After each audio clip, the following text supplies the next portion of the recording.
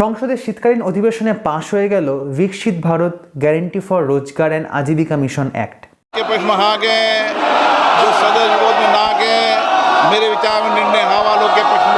এর ফলে পরিসমাপ্তি ঘটল ইউপিএ 1 এর সময় থেকে চলে আসা অত্যন্ত সফল মনরেগার, যাকে পাতি বাংলায় আমরা 100 দিনের কাজও বলে থাকি। কিন্তু বিতর্কের শেষ নেই। কেউ এটাকে দ্বিতীয় গান্ধী হত্যা সমতুল্য বলছেন, আবার কেউ কেউ দাবি করছেন যে আইনটাকে ডাস্টবিনে ছুঁড়ে ফেলা উচিত।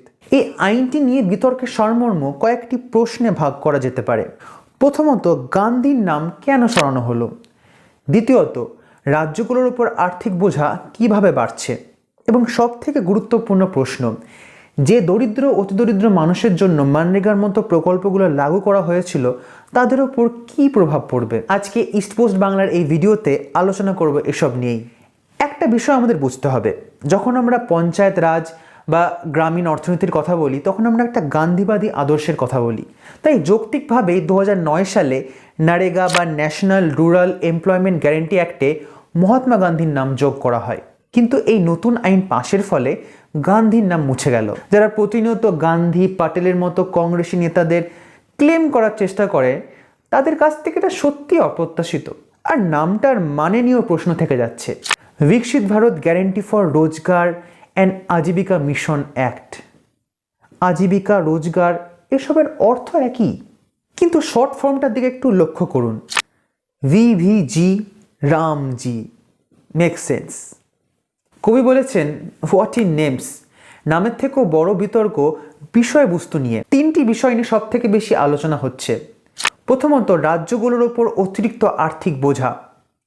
মনরেগা যখন লাগু করা হয় তখন এটা এনশিওর করা হয়েছিল যে রাজ্যগুলোর ওপর আর্থিক বোঝা যাতে কম চাপে। এই প্রকল্পের যে বেতন শ্রমিকদের দেওয়া হতো তার 100% কেন্দ্র বহন করত, এবং ইকুইপমেন্টের যে খরচ মানে যন্ত্রপাতির যে খরচ হতো সেটা 75% কেন্দ্র দিত এবং মাত্র 25% রাজ্যগুলোকে বহন করতে হতো। কিন্তু নতুন এই আইনের ফলে কি হবে যে 60% খরচ কেন্দ্র বহন করবে এবং 40% খরচ রাজ্যগুলোকে প্রোভাইড করতে হবে। মনরেগা ছিল একটা ডিমান্ড ড্রিভেন প্রকল্প, মানে যদি কাজের চাহিদা থাকে, যদি কেউ কাজ করতে চায় তাহলে ইররেসপেক্টিভ অফ খরচ তাকে কাজ দেওয়া হবে, এবং বাজেটের বাইরের এই অতিরিক্ত অ্যালোকেশন কেন্দ্র বহন করত।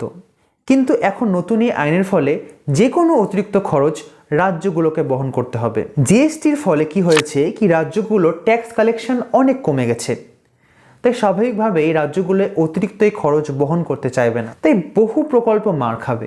এবং মনরেগা যে সোশ্যাল সিকিউরিটি নেটের প্রতিশ্রুতি দিত কোটি কোটি মানুষ তার বাইরে থেকে যাবে। মজার বিষয় হচ্ছে কেন্দ্রের খরচের ভার কমলেও নিয়ন্ত্রণ কিন্তু বাড়ছে। কোন কোন রাজ্য কতটা অ্যালটমেন্ট পাবে, কোন কোন প্রকল্প কতদিন চলবে, কোন প্যারামিটারে সেই অর্থগুলো ভাগ করা হবে, এসব কেন্দ্র ডিসাইড করবে। স্বাভাবিকভাবে এখানে পার্টিশন পলিটিক্সও হবে। বিরোধী শাসিত রাজ্যগুলো বৈষম্যের শিকার হবে, যেমন হচ্ছে পশ্চিমবঙ্গের ক্ষেত্রে 2022 সাল থেকে কেন্দ্র রাজ্যের মনরেগার অর্থ আটকে রেখেছে।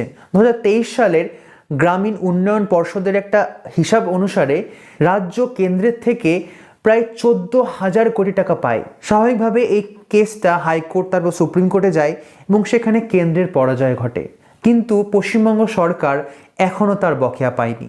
তাই এক্সপার্টরা আশঙ্কা করছেন যে এই আইন ফেডারেলিজমের ওপর আরেকটি মোক্ষম আঘাত হানবে। তৃতীয় পয়েন্ট, কাজের দিন সংখ্যা বৃদ্ধি, যেটা হয়তো একমাত্র পয়েন্ট যেটার জন্য বিজেপি এবং তার অ্যালায়েজরা এত গুরুত্ব দিচ্ছে। নতুন আইনে কাজের দিন সংখ্যা 100 থেকে বেড়ে 125 দিন হবে, কিন্তু এখানে একটা বড়সড় কিন্তু রয়েছে। এই মনরেগা প্রকল্পেরই কিছু রিপোর্ট অনুসারে এখনই মাত্র 2% পরিবার সম্পূর্ণ 100 দিনের কাজ পায়। গত কয়েক বছরে সব থেকে বেশি কাজ হয়েছিল মাত্র 52 দিন কোভিডের সময়। তাই কাজের দিন সংখ্যা বাড়ার যে কথাটা বলা হচ্ছে সেটা নেহাতি একটা জুমলা। এই নতুন আইনের আরেকটি ক্লজ বলছে কৃষিকাজের সময় 60 দিন প্রকল্প বন্ধ থাকবে, যাতে কৃষি জমিতে শ্রমিকের সংখ্যার কোনো ঘাটতি না ঘটে।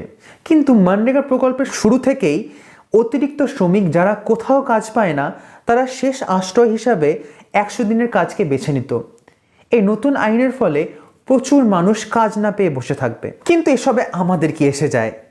আমরা প্রিভিলেজ বাবুরা যারা শীতের শহরে বসে গ্রাম বাংলার কোন প্রান্তে ভালো খেজুর রস পাওয়া যায়, কোন নদীর কোন মাঠের ধারে পিকনিক করতে যাওয়া যায় এসব প্ল্যান করছি, তাদের কি যায় আসে। 100 দিনের কাজ বিশ্বের সব থেকে সফল গ্রামীণ লাইভলিহুড প্রজেক্ট। প্রায় 12 কোটি মানুষ এটার সাথে যুক্ত। এক্সপার্টরা দাবি করেন যে 2008-এর ফাইন্যান্সিয়াল ক্রাইসিস হোক বা 2020-র কোভিডের সময় লকডাউন, ভারতীয় অর্থনীতি এই ধাক্কাগুলো সামলাতে পেরেছিল কারণ মনরেগার দৌলতে গ্রামীণ অর্থনীতি ভেঙে পড়েনি। কোভিডের সময় যখন লাখে লাখে শ্রমিক পায়ে হেঁটে গ্রামে ফিরে আসে, যখন আপনি হয়তো থালা বাজাচ্ছিলেন, তখন কিছু হলেও খেটে খাওয়ার মতো কাজ পেয়েছিল তারা এই মনরেগার দৌলতে। প্রধানমন্ত্রী নরেন্দ্র মোদী মনরেগাকে কখনোই পছন্দ করেননি। সংসদের একটা অধিবেশনে তিনি এটাকে বলেছিলেন গड्ढे खोदने का काम। आजादी के 60 साल के बाद आपको लोगों को गड्ढे खोदने के लिए भेजना पड़ा। ये आपकी विफलताओं का स्मारक है। এই নতুন আইনের ফলে তার মন কি বাত সত্য হলেও শ্রমজীবী মানুষের জন্য এই আইনটা একটা কালা কানুন হিসাবেই থেকে যাবে।